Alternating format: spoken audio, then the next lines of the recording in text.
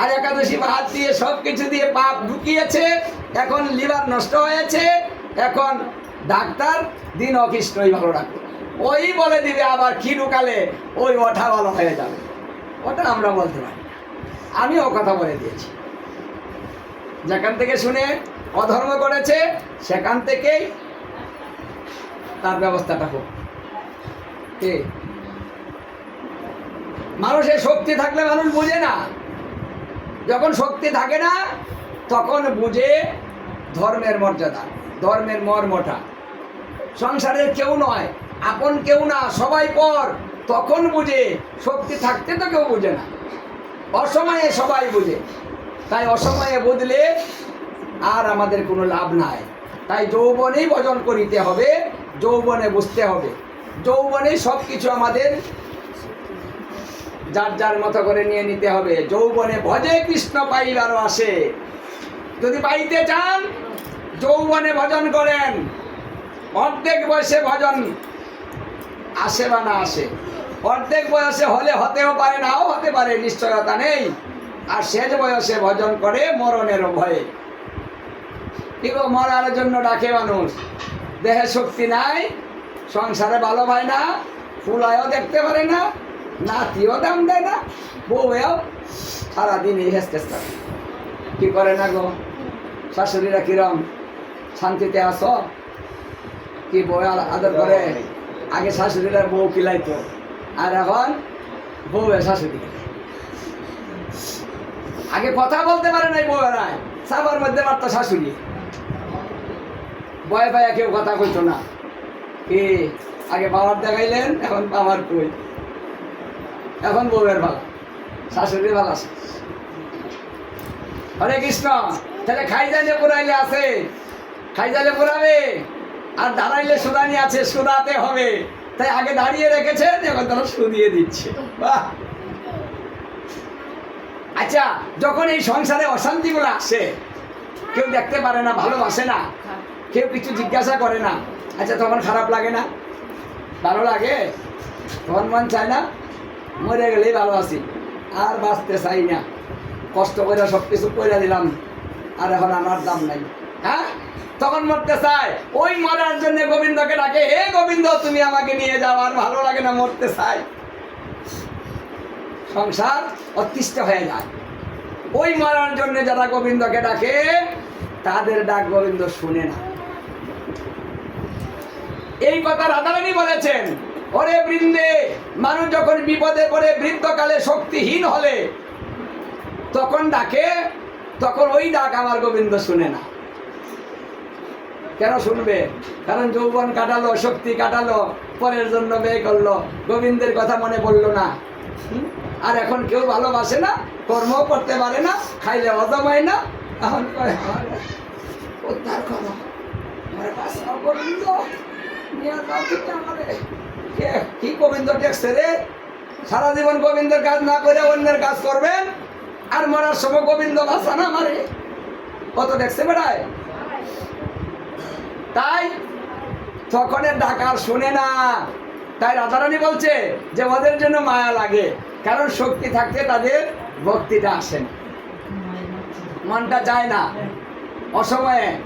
কারণ অসময়ে তো কেউ কাউকে ভালোবাসে না, সুসময় আর অসময়। সুসময়ে বন্ধু বটে অনেকেই হয়, অসময়ে হায় হায় কেউ কারো নয়। সুসময় কখন?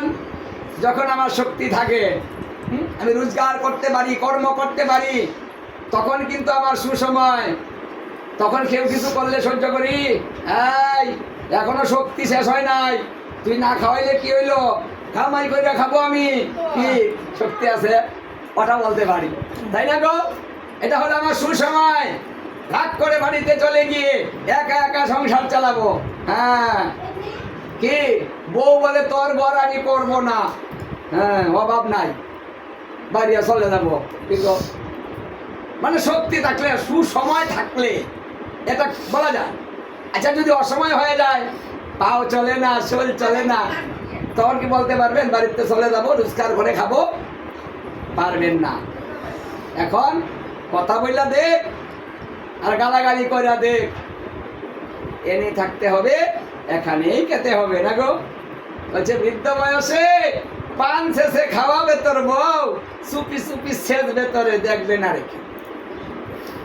শেষাও দিব, দুইলা ভাতও দিব, দিয়া দিয়াই শেষা দিব। মরার করে মরা খায় মর মর মরেও না কি এইভাবে শেষবে আর দুইলা ভাতও দিবি। ওই শেষাও খাবেন, এই ভাতও খাবেন, আর কাঁদবেন আর গোবিন্দকে ডাকবেন, হে গোবিন্দ ভালো লাগেন না কি কয় আমার, হ্যাঁ ওটা বলবেন আর মুখে দিবেন যায় না ভিতরে। মানুষে জিজ্ঞাসা করবে কি গো কাঁদো কে, খাও না কে, বলবে মার না শরীরটা ভালো না, এই জন্য এরকম করতেছে। ওটা তোর খবর, তাই না? আবার যে শক্তি নষ্ট হয়েছে সেও বলবে না কারো কাছে, চুপ করে থাকবো, কারণ কইলে তো আরো দাঁড়াও আরো বেড়ে যাবে। হ্যাঁ, প্রত্যেকটা মানুষের এই দিন আসবে, তাই সবাই রেডি হন, এখনই রেডি হন। সুসময়ে বন্ধু বটে অনেকেই হয়, অসময়ে হায় হায় কেউ কারো নয়। তাহলে আপনার যখন সুসময় থাকে আত্মীয়র অভাব নাই। কত নামের নাম টেমে টেম, কত আত্মীয় করতে চাইতেছে। হ্যাঁ, যদি সুদিন থাকে সংসারটা ভালো চলে, হ্যাঁ বন্ধু বান্ধব কত আসে। আর যখন ঘরে পড়ে যায়, অভাবগ্রস্ত হয়ে যায়, তখন কিন্তু আর কেউ দেখে না, জিজ্ঞাসা করতে আসে না। তাহলে সুসময় আমার গোবিন্দকে ডাকুন, সুসময়টা কাজে লাগান। সুসময়টা যদি কাজে লাগাতে পারি, অসময়ে গিয়ে আর চিন্তা করতে হবে না, আমার গোবিন্দই তার চিন্তা করে। বাহ, কারণ যৌবন থেকে আমাকে ভালোবাসে, গোবিন্দ চিন্তা করবে। আর যৌবন থেকে ভালোবাসবেন না, আপনার জন্য গোবিন্দ চিন্তা করবে না, আবার জন্ম দিয়ে দিবে দরাদামে যা। তাই আসুন আমরা এই কাজ, আজকে যে কাজটা হচ্ছে বৈষ্ণব সেবার মাধ্যমে বিদেহী আত্মার সদ্গতি কামনা। আজকের অনুষ্ঠান কিন্তু বিদেহী আত্মার সদ্গতি কামনার্থে। যারা সুকৃতিপ্রাপ্ত ব্যক্তি তারা এই ভগবানের ভোগ রাগ করে, রাধা গোবিন্দের ভোগ দিয়ে সেই প্রসাদ মৃত ব্যক্তির উদ্দেশ্যে নিবেদন করা হয়। প্রতি বছর এই তিথিতে এই প্রসাদ দিতে হয়। তাহলে পূর্বপুরুষ এবং পিতৃপুরুষ সকলেই প্রসন্ন হয়, খুশি হয়ে আশীর্বাদ করে, তখন এই সংসারের কল্যাণ হয়। আর যদি সঠিকভাবে ওদের পূজা না করা হয়, ওদের উদ্দেশ্যে প্রসাদ না দেওয়া হয়, ওদের উদ্দেশ্যে বৈষ্ণব সেবা না দেওয়া হয়, তাহলে ওই পূর্বপুরুষরা ক্রোধান্বিত হয়, রাগ করে। যখন রাগ করে তখন কি হয়? তখন সংসারে পিতৃর দশা মাতৃর দশা লেগে যায়। ওরা খুশি না হলেই কিন্তু দশাগুলা লাগে, তখন সংসারের অঘটন ঘটে যায়, অশান্তি লেগে যায়, অভাব অনটনে ভরে যায়। এইগুলা দশা। আর এই দশা হলো আমাদের ঋণ থেকে আসে, কারণ পিতৃ ঋণ আছে, আমাদের ঋষি ঋণ আছে, আমাদের মাতৃ ঋণ আছে। তা আমাদের এই ঋণগুলা শোধ করতে হয়। এই জন্য তারা আশা নিয়ে বসে থাকে যে আমাকে একটু প্রসাদ দিবে, সেই প্রসাদ পেয়ে আমি ঊর্ধ্বগতি প্রাপ্ত হব।